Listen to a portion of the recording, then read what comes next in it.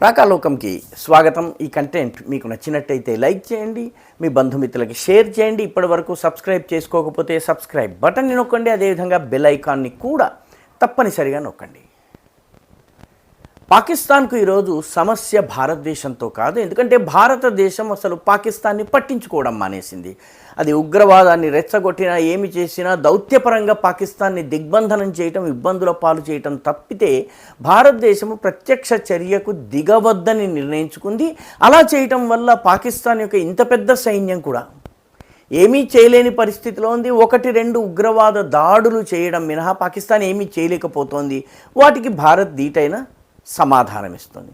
పాకిస్తాన్కి ఈరోజు అతిపెద్ద సమస్య తోటి ముస్లిం దేశాలు, ఇస్లామిక్ రిపబ్లిక్గా ప్రకటించుకున్నటువంటి దేశాలు. పాకిస్తాన్ కూడా ఇస్లామిక్ రిపబ్లిక్. ఈ ఇస్లామిక్ రిపబ్లిక్గా ప్రకటించుకున్న దేశాలే పాకిస్తాన్ను పచ్చడి చేస్తున్నాయి. ఆఫ్ఘనిస్తాన్ విషయమే తీసుకుందాం. పాకిస్తాన్ యొక్క పశ్చిమ సరిహద్దులో ఉన్నటువంటి దేశం ఆఫ్ఘనిస్తాన్ పాకిస్తాన్కి ఆఫ్ఘనిస్తాన్కి మధ్య ఉన్నటువంటి డ్యూరండ్ లైన్, ఇది బ్రిటిష్ వాడు గీసి వెళ్ళినటువంటి లైన్. ఈ గీతకి అటువైపు ఇటువైపు పష్తూన్లు ఉంటారు. కాబట్టి ఆఫ్ఘనిస్తాన్ వాదన ఏంటంటే పష్తూన్లందరూ ఒక జాతి కాబట్టి ఈ పాకిస్తాన్లోని ఖైబర్ పఖ్తూన్వా ఏదైతే ఉందో ఇదంతా కూడా మాకు చెందింది అని చెప్పి పాకిస్తాన్ లోపలికి వచ్చి చొచ్చుకు వచ్చి 40-45 కిలోమీటర్ల లోపలికి వచ్చి కంచె నిర్మాణం చేస్తున్నారు. దీన్ని అడ్డుకోవడానికి పాకిస్తానీ సైన్యం వెళ్తే పాకిస్తానీ సైన్యానికి స్థానిక ప్రజల నుంచి మద్దతు లేదు. దాంతోపాటు ఆఫ్ఘనిస్తాన్ సైన్యం భయంకరమైనటువంటి దాడులు చేసింది. దీంతో పాకిస్తాన్ సైన్యం తోక ముడిచి తిరిగి రావాల్సి వచ్చింది. ఆఫ్ఘనిస్తాన్లో ఉన్నటువంటి తాలిబాన్లను తయారు చేసింది పాకిస్తాన్, వాళ్లకు శిక్షణనిచ్చింది పాకిస్తాన్, వాళ్లకు బేసెస్ కల్పించింది పాకిస్తాన్. చివరికి తాలిబాన్ల ప్రభుత్వం వచ్చినప్పుడు కాబూల్లో టీ తాగడం కోసము అప్పటి ఐఎస్ఐ చీఫ్ ఫైజ్ హమీద్ వెళ్ళారు. ఇప్పుడు ఆ ఫైజ్ హమీద్ జైల్లో ఉన్నారు, అది వేరే విషయం. మొత్తం మీద తాము తయారు చేసినటువంటి చిట్టి భూతం ఈరోజు పెద్ద భూతంగా మారింది, పాకిస్తాన్ని పచ్చడి చేస్తుంది. మొత్తము పంజాబ్, దక్షిణ పంజాబ్ ప్రాంతం కావచ్చును, ఖైబర్ పఖ్తూన్వా కావచ్చును, ఈ ప్రాంతాల్లో ఆఫ్ఘనిస్తాన్లో శిక్షణ పొంది ఆఫ్ఘనిస్తాన్ సాయంతో పనిచేస్తున్నటువంటి, ఆఫ్ఘనిస్తాన్లో బేసెస్ ఉన్నటువంటి తెహ్రీక్ తాలిబాన్ పాకిస్తాన్ ఈరోజు పాకిస్తాన్ని చాలా భయంకరమైనటువంటి దాడులు చేస్తుంది. టీటీపీతో పోరాడేందుకు సైనికులు భయపడుతున్నారు, ఆ సైన్యం వెళ్ళడానికి భయపడుతుంది. అదేవిధంగా రెండవ ఇస్లామిక్ దేశం ఇరాన్కి కూడా పాకిస్తాన్తో సరిహద్దు ఉంది. సరిహద్దు బలూచిస్తాన్ ప్రాంతంలో ఉంది. ఈ బలూచిస్తాన్లో దక్షిణ ఇరాన్లో ఉన్నటువంటి గ్యాస్ వెల్స్ నుంచి, గ్యాస్ బావుల నుంచి గ్యాస్ని పాకిస్తాన్కు తీసుకొచ్చే ప్రయత్నంలో భాగంగా ఒక 2000 కిలోమీటర్ల పొడవైనటువంటి గ్యాస్ పైప్ లైన్ని నిర్మాణం చేయాలని ఒప్పందం జరిగింది. ఈ ఒప్పందంలో భాగంగా ఇరాన్ తన వంతు 1995లో ప్రారంభించి దాదాపు 2000 సంవత్సరం నాటికే తన వంతు పైప్ లైన్ నిర్మాణం చేసింది. పాకిస్తాన్ వంతు దాదాపు ఒక 900-1000 కిలోమీటర్ల పొడవైనటువంటి పైప్ లైన్ని ఈ ప్రాజెక్టు ప్రారంభమైన తర్వాత ఒక్క అంగుళం కూడా పాకిస్తాన్ నిర్మాణం చేయలేదు. అయినప్పటికీ ఇరాన్ చాలా టఫ్ కస్టమర్ వ్యాపార లావాదేవీలు, ఒప్పందాల విషయంలో. అయినప్పటికీ ఒక 10 సంవత్సరాల గ్యాప్ ఇచ్చింది. 2014 నాటికి ఇది పూర్తి కావాలి, మరొక 10 సంవత్సరాల్లో పూర్తి చేయండి అని 2024 వరకు సమయం ఇచ్చింది.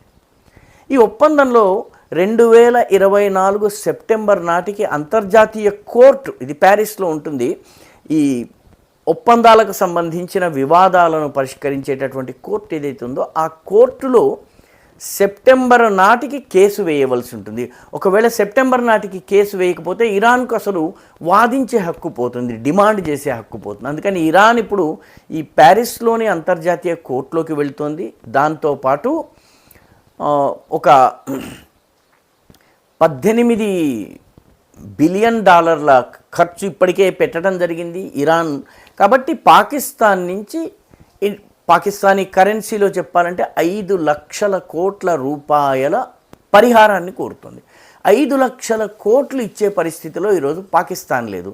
ఇరాన్తో మీరు ఇస్లామిక్ దేశము, మనది ఇస్లామిక్ దేశము, మన ఇద్దరం కూడాను ఇస్లాం ఆధారంగా నడుస్తున్నటువంటి దేశాలు కాబట్టి కలిసి ఉందాము, పంచుకుందాము, ఇటువంటి భాష పాకిస్తాన్ మాట్లాడింది. అయితే ఇరాన్ వాటిని పట్టించుకోలేదు. సరికదా, ఇరాన్ ఇప్పుడు అంతర్జాతీయ కోర్టులో వార్నింగ్ ఇచ్చింది పాకిస్తాన్కి. అంతర్జాతీయ కోర్టులో ముఖ్యంగా ఈ అగ్రిమెంట్లకు సంబంధించి విచారణ జరిపే ప్యారిస్ కోర్టులో ఫిర్యాదును కూడా దాఖలు చేసింది. దీనికి పాకిస్తాన్ జవాబు ఇవ్వాలి.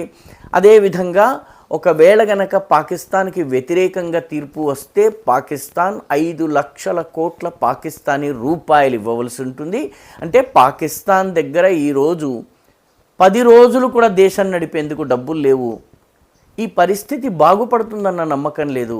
తోటి ఇస్లామిక్ దేశం చేస్తున్నటువంటి ఈ వాదన పాకిస్తాన్ని దివాలా తీసేలాగా చేయవచ్చును. మూడవ ఇస్లామిక్ దేశం, దీనికి పాకిస్తాన్తో సరిహద్దు లేదు, కానీ ఇది కూడా పాకిస్తాన్కి సహాయం చేయడానికి నిరాకరిస్తుంది. అది సౌదీ అరేబియా. సౌదీ అరేబియాకి పాకిస్తాన్ ప్రధానమంత్రి వెళ్ళారు, అక్కడ పాలకులను కలుసుకున్నారు. మీది ఇస్లామిక్ దేశం, మాది ఇస్లామిక్ దేశం, ఇరాన్తో ఉన్నటువంటి ఈ సమస్యను పరిష్కరించే దిశగా మీ సహకారం కావాలి అని రకరకాల నివేదనలు, అభ్యర్థనలు చేశారు. కానీ సౌదీ అరేబియా పాకిస్తాన్కి డబ్బులు విదల్చడానికి సిద్ధంగా లేదు. ఎందుకంటే ఇచ్చే డబ్బులు తన ప్రధాన శత్రువైనటువంటి ఇరాన్కి వెళ్తాయి. కాబట్టి ఇరాన్ కోసము తన డబ్బుల్ని ఇవ్వడానికి సౌదీ అరేబియా సిద్ధంగా లేదు. పాకిస్తాన్కి మొండి చేయి చూపించింది. ఫలితంగా పాకిస్తాన్కు 3 ఇస్లామిక్ దేశాలు, ఆఫ్ఘనిస్తాన్, ఇరాన్, అదేవిధంగా సౌదీ అరేబియా, ఈ 3 కూడాను మొండి చేయి చూపిస్తున్నాయి. పాకిస్తాన్ని అసలు కనికరించేది లేదు అని చెప్తున్నాయి. ఒక దేశము సరిహద్దుని మార్చే ప్రయత్నం చేస్తోంది, మరొక దేశము పాకిస్తాన్ని ఆర్థికంగా దివాలా తీయించేందుకు ప్రయత్నిస్తోంది, మూడవ దేశము ఇక మా దగ్గర డబ్బుల కోసం రాకండి అని చెప్తోంది. నిజానికి ఈసారి సౌదీ అరేబియా పాకిస్తాన్ని వేరే ఏ దేశాన్ని అవమానించనంత భయంకరంగా అవమానించింది. హజ్కి వెళ్ళే యాత్రికుల సంఖ్యను పాకిస్తాన్ నుంచి వెళ్ళే వాళ్ళకు కోత విధించింది. కేవలము 49 మంది మాత్రమే ఈ సంవత్సరం హజ్కి వెళ్ళగలరు. ఎందుకంటే పాకిస్తానీలు వెళ్ళిన తర్వాత వాళ్ళ ప్రభుత్వం చేసే పనినే చేస్తున్నారు, పిచ్చమెత్తడం. చాలామంది నేరాలకు పాల్పడుతున్నారు, లేకపోతే భిక్షాటన చేస్తున్నారు. అన్ని చోట్ల నిలబడి $1 ఇవ్వండి, $1 ఇవ్వండి, $1 ఇవ్వండి అని చెప్పి అడుక్కుంటున్నారు. కాబట్టి పాకిస్తాన్ నుంచి వెళ్ళిన వాళ్ళు హజ్ యాత్ర యొక్క పవిత్రతను భంగం చేస్తున్నారు. కాబట్టి ఓన్లీ 49 మందిని మాత్రమే ఈ సంవత్సరం అలౌ చేస్తున్నారు. దీంతో పాకిస్తాన్కి ఇది కూడా ఒక పెద్ద అవమానమైంది. ఇస్లామిక్ దేశం అయ్యుండే ఆ దేశం నుంచి ఓన్లీ 49 పీపుల్ని సౌదీ అరేబియా అలౌ చేస్తుంది. భారతదేశం నుంచి వేల సంఖ్యలో ప్రతి సంవత్సరం వెళ్తారు. ఈ సంవత్సరం కూడాను మామూలు సంఖ్య కన్నా ఎక్కువ పంపించడం జరుగుతుంది. ఇలా 3 ఇస్లామిక్ దేశాలు పాకిస్తాన్ని ఈరోజు పట్టించుకోవడం లేదు, పాకిస్తాన్ని పూర్తిగా దిగ్బంధనం చేస్తున్నాయి. ఆర్థికంగా, భౌగోళికంగా, అదేవిధంగా పరపతి పరంగా 3 దేశాలు పాకిస్తాన్ని పూర్తిగా ఇగ్నోర్ చేస్తున్నాయి, పట్టించుకోవడం మానేశాయి. దీంతో ఇస్లామిక్ రిపబ్లిక్ ఆఫ్ పాకిస్తాన్ ఈరోజు ఏం చెయ్యాలో తెలియనటువంటి పరిస్థితి ఉంది. అంతర్గతంగా కూడాను పాకిస్తానీలు నిజమే మనం చేసింది తప్పు, పైప్ లైన్ కట్టించకపోవడం మనం చేసినటువంటి తప్పు అని చెప్పి ప్రజలు కూడా పాకిస్తాన్ ప్రభుత్వాన్ని, పాలకులను చాలా ఘోరంగా విమర్శిస్తున్నారు. పాకిస్తాన్కి ఇప్పుడు దిక్కుతోచని పరిస్థితి ఉంది. ఈ వీడియో మీకు నచ్చినట్టయితే లైక్ చేయండి, షేర్ చేయండి, ఈ ఛానల్కు సబ్స్క్రైబ్ చేయండి. మీ అభిప్రాయాన్ని కమెంట్ల రూపంలో తప్పనిసరిగా పంపండి.